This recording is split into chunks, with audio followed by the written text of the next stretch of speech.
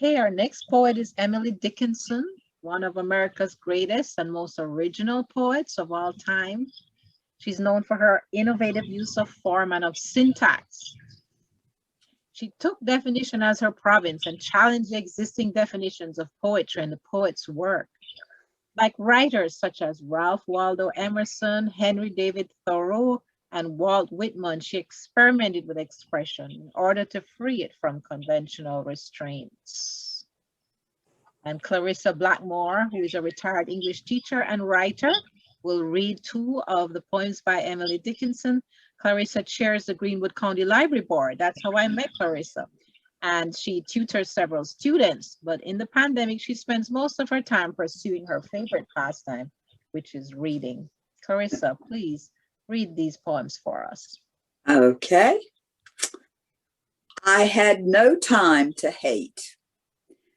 I had no time to hate because the grave would hinder me, and life was not so ample I could finish enmity. Nor had I time to love, but since some industry must be, the little toil of love, I thought, be large enough for me. One of her whimsical poems, and she had quite a few of them.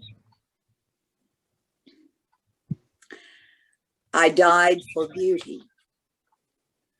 I died for beauty, but was scarce adjusted in the tomb when one who died for truth was lain in an adjoining room. He questioned softly why I failed. For beauty, I replied, and I for truth. Themself are one, we brethren are, he said.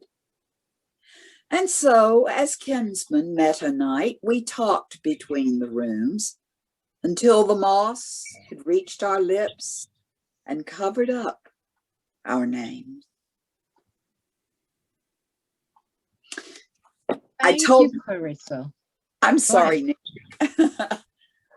I told Nikki that this poem always reminded me of the last few lines of Ode on a Grecian Urn by Keats, when he says, beauty is truth, truth beauty, that is all ye know on earth and all ye need to know.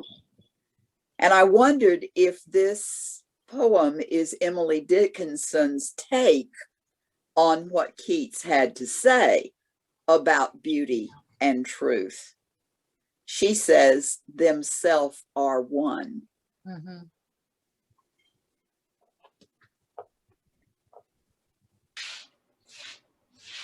I love how it ends, you know, with the moss covering up the names. You know, we give names to things and to people, as Maya Angelou was saying. You know, she talked about the rock and the tree and the people, the different nationalities that she named out.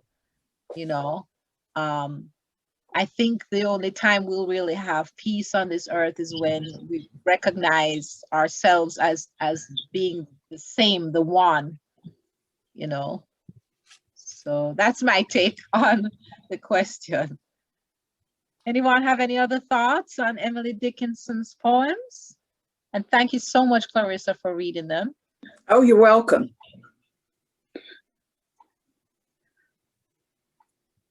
No time to hate. Okay, well, we can move on to the next. Here's another Maya Angelou quote for you, Clarissa. Oh, good.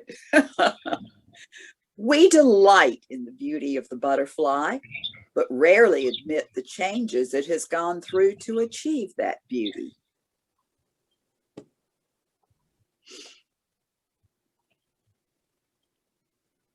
And two more beautiful photographs. Black joy is revolutionary.